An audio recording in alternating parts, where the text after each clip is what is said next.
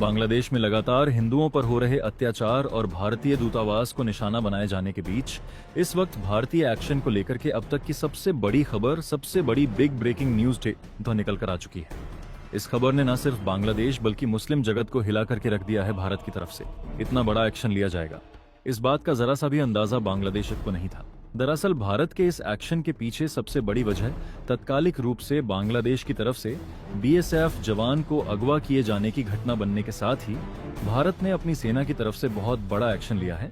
और ये एक्शन बांग्लादेश के किसी एक दो जगह पर नहीं बल्कि एक साथ भारत ने 7 ठिकानों पर बांग्लादेश के बड़ा एक्शन, बड़ी सैन्य कार्रवाई की है। और इस सैन्य कार्रवाई के बीच इस वक्त सबसे बड़ी अहम खबर सेना की तरफ से बड़ी अपडेट सामने आ चुकी है।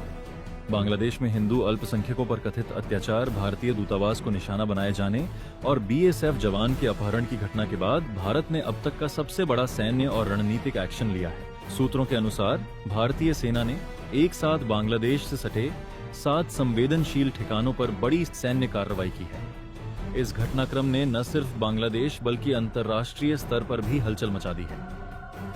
बताया जा रहा है कि भारत की ओर से यह कार्रवाई कई चेतावनियों और अल्टीमेटम के बाद की गई। पीएमओ स्तर से लगातार यह संकेत दिए जा रहे थे कि यदि बांग्लादेश हालात पर नियंत्रण नहीं करता तो भारत कड़ा कदम उठाने के लिए मजबूर होगा। लेकिन हालात में सुधार के बजाय सीमा पर तनाव और बढ़ता गया, जिसके बाद बीएसएफ जवान के अपहरण को तत्कालिक ट्रिगर माना जा रहा है। सूत्रों का दावा है कि भारतीय सेना ने पंचगढ़, दिनाजपुर, लालमोरिनीहाट, कुरीग्राम, सिलहट, घाघ खागड़ा छड़ी और सातखीरा जैसे इलाकों को निशाना बनाते हुए बड़े पैमाने पर सैन्य मूवमेंट किया है। ये सभी क्षेत्र भारत बांग्लादेश सीमा के सबसे संवेदनशील माने जाते हैं, जहां अवैध घुसपैठ, तस्करी और उग्र गतिविधियों की आशंका लंबे समय से जताई जाती रही है। पश्चिम बंगाल से सटे पंचगढ़ इलाके में स्थित 3 बीघा कॉरिडोर को रणनीतिक दृष्टि से बेहद अहम माना जाता है। वहीं दिनाजपुर और लालमोरिनीहाट जैसे इलाकों में खुले और नदी आधारित बॉर्डर होने के कारण घुसपैठ की संभावना अधिक रहती है।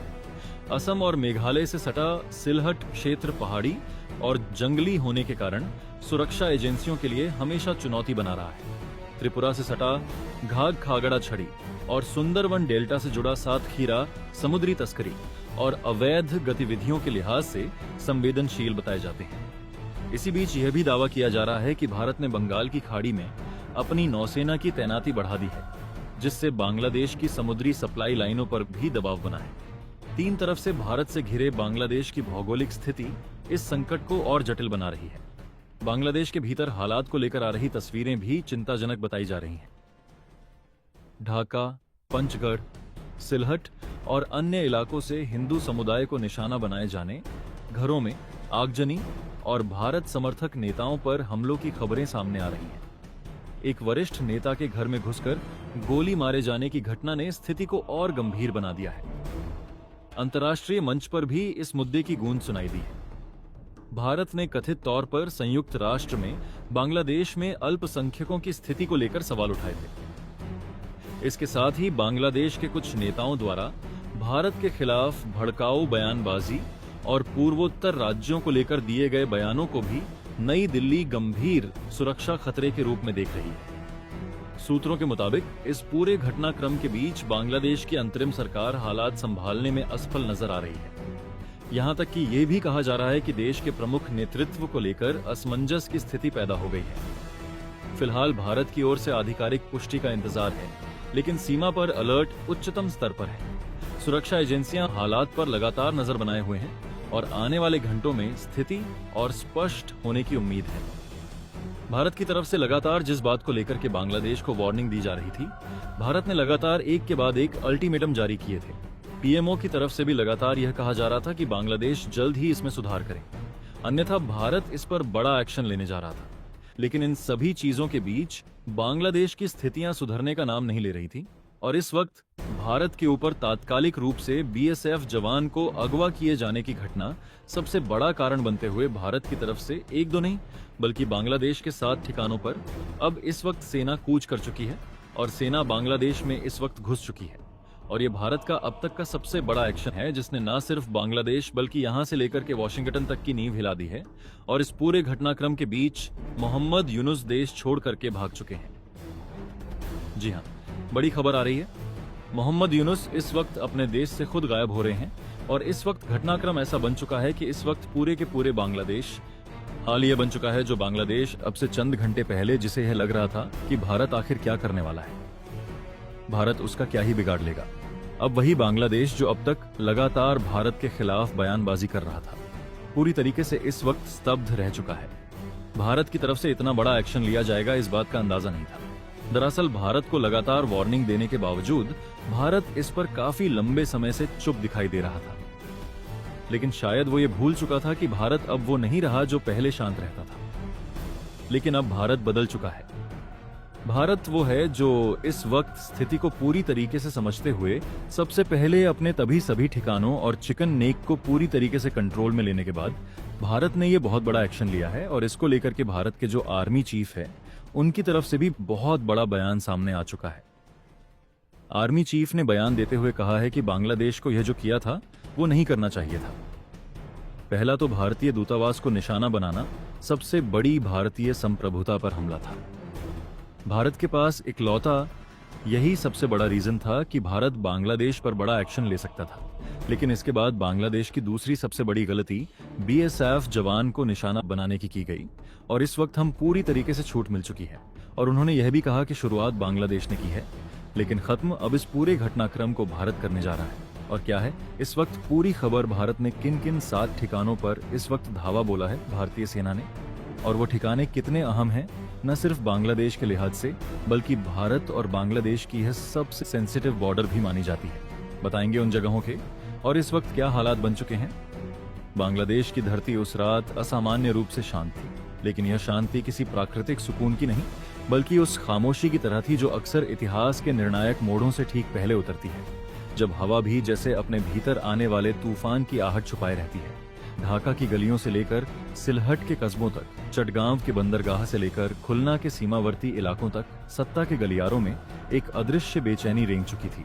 हिंदू अल्पसंख्यकों पर लगातार हो रहे हमले, जले हुए मंदिरों की तस्वीरें, आधी रात को घरों से घसीटे गए लोगों की कहानियां और भारतीय दूतावास पर हुए संगठित हमले अब केवल आंतरिक अस्थिरता नहीं रह गए थे, वे एक ऐसे संकेत में बदल चुके थे जिसे नई दिल्ली नजरअंदाज नहीं कर सकती थी, क्योंकि भारत के रणनीतिक तंत्र में यह स्पष्ट हो चुका था कि यह केवल भीड़ का उन्माद नहीं बल्कि एक सुनियोजित दबाव रणनीति है जिसका उद्देश्य भारत को लगातार उकसाना, उसकी सीमाओं की परीक्षा लेना और उसकी राजनीतिक इच्छा शक्ति को कमजोर साबित करना है।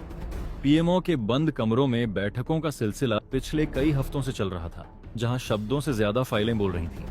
रॉ, मिलिट्री इंटेलिजेंस और आईबी की रिपोर्टें अलग अलग स्रोतों से आकर एक ही तस्वीर बना रही थी। ये आग अपने आप नहीं लगी थी, इसे हवा दी जा रही थी और वह हवा केवल ढाका की राजनीति से नहीं बल्कि उससे कहीं आगे से आ रही थी। फिर वह खबर आई जिसने रणनीतिक धैर्य की अंतिम सीमा को भी पार कर दिया। सीमा पर बीएसएफ के एक जवान का अगवा होना और उसके बाद जानबूझकर फैलाई गई चुप्पी, न कोई बातचीत, न कोई संकेत, केवल सोशल मीडिया पर उभरती धमकियां और भड़काऊ संदेश। नई दिल्ली में आधी रात को हुई हाई लेवल मीटिंग में शब्द कम और सन्नाटा ज्यादा था, क्योंकि वहां बैठे लोग जानते थे कि यह कोई सामान्य सीमा घटना नहीं है, यह एक टेस्ट है और अगर इस टेस्ट में भारत पीछे हटता है तो आने वाले वर्षों में कीमत कहीं ज्यादा चुकानी पड़ेगी। फाइलों में 7 ठिकानों के नाम पहले से दर्ज थे।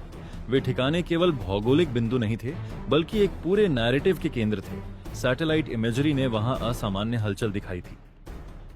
सिग्नल इंटरसेप्ट्स ने उन बातचीतों को पकड़ा था जिनमें प्रतिक्रिया की क्षमता और भारतीय संयम जैसे शब्दों का मजाक उड़ाया जा रहा था। ग्राउंड इनपुट्स बता रहे थे कि ये केंद्र केवल हमलों की योजना नहीं बना रहे बल्कि एक लंबे टकराव की जमीन तैयार कर रहे हैं। और ठीक उसी समय जब बांग्लादेश का एक धड़ा यह मान बैठा था कि भारत अधिकतम कूटनीतिक विरोध, कुछ सख्त बयान या अंतर्राष्ट्रीय मंचों पर शिकायत तक सीमित रहेगा, उसी क्षण भारतीय सेना के विशेष दस्ते अदृश्य रेखाओं के पार बढ़ चुके थे। यह कोई पारंपरिक युद्ध नहीं था, न ही कोई ऐसी कार्रवाई जिसे अखबारों की सुर्खियों के लिए किया गया हो। यह एक संदेशात्मक, सीमित लेकिन गहरे असर वाला एक्शन था। 7 स्थान, 7 प्रतीक, जो यह बताने के लिए पर्याप्त थे कि भारत अब केवल प्रतिक्रिया देने वाला देश नहीं रहा बल्कि पहल करने की क्षमता और इच्छा शक्ति दोनों रखता है। कार्रवाई तेज थी, सटीक थी और उतनी ही देर में खत्म हो गई जितनी देर में ढाका के पावर सर्कल में फोन बजने शुरू हुए। सेना के जनरल्स को देर रात बुलाया गया, विदेश मंत्रालय के अफसरों के चेहरों से रंग उड़ चुका था, क्योंकि उन्हें समझ आ गया था कि ये वह मोड़ है जहां से वापसी केवल बयानबाजी से संभव नहीं। वॉशिंगटन के थिंक टैंकों में फाइलें खुलने लगीं। बीजिंग में विश्लेषकों ने दक्षिण एशिया के मानचित्र फिर से फैलाए। इस्लामाबाद में रणनीतिक चर्चाओं का स्वर अचानक बदल गया, क्योंकि सवाल यह नहीं था कि एक्शन हुआ या नहीं। सवाल यह था कि भारत ने यह कदम क्यों चुना और संदेश किसे दिया। मुस्लिम जगत के कुछ हिस्सों से बयान आने लगे, लेकिन उनमें भी असमंजस साफ झलक रहा था, क्योंकि यह तय करना आसान नहीं था कि भारत का निशाना धर्म है या अराजकता। और यही असमंजस इस पूरे घटनाक्रम को और गहरा और ज्यादा खतरनाक बना रहा था। क्या यह केवल बीएसएफ जवान के लिए दिया गया जवाब था, या वर्षों से जमा हो रहे रणनीतिक धैर्य का विस्फोट? क्या यह एक सीमित नियंत्रित कार्रवाई थी, या किसी बड़े भू राजनीतिक पुनर्संतुलन की पहली झलक? बांग्लादेश की सड़कों पर अफवाहें दौड़ने लगीं। कोई कह रहा था कि और हमले होंगे, कोई कह रहा था कि सब कुछ यहीं रुक जाएगा। सोशल मीडिया पर अपुष्ट खबरों का सैलाब आ गया, लेकिन भारत की तरफ से आधिकारिक खामोशी और भी ज्यादा डरावनी थी, क्योंकि इतिहास गवाह है कि जब भारत बोलना बंद करता है तो अक्सर वह केवल बोलने की तैयारी कर रहा होता है। सेना की ओर से जो संक्षिप्त अपडेट आया, उसने शब्दों से ज्यादा अर्थ छोड़े। स्थिति पर पूर्ण नियंत्रण, उद्देश्य स्पष्ट, संदेश पहुंच चुका है। और यही वाक्य बांग्लादेश के लिए सबसे बड़ा झटका था, क्योंकि इसमें कहीं भी भावनात्मक उत्तेजना नहीं थी, न विजय का शोर, न बदले की भाषा, बल्कि ठंडे दिमाग से गढ़ी गई रणनीति की झलक थी। उस रणनीति की जिसमें अल्पसंख्यकों की सुरक्षा, राजनयिक मर्यादा और राष्ट्रीय सम्मान को एक ही फ्रेम में रखा गया था। जैसे जैसे रात गहराती गई, अंतर्राष्ट्रीय मीडिया की हेडलाइंस बदलती गईं। कुछ ने इसे साहसिक कदम कहा, कुछ ने अनावश्यक जोखिम, लेकिन किसी ने भी इसे हल्के में नहीं लिया, क्योंकि यह साफ हो चुका था कि दक्षिण एशिया के शतरंज की बिसात पर भारत ने एक ऐसी चाल चल दी है जिसे अनदेखा करना संभव नहीं। यह केवल सीमा पार की कार्रवाई नहीं थी, यह एक मानसिक रेखा का पुनर्निर्धारण था, जिसमें यह स्पष्ट कर दिया गया था कि भारत अब उन परिस्थितियों में भी संयम नहीं बरतेगा जहां संयम को कमजोरी समझा जाए।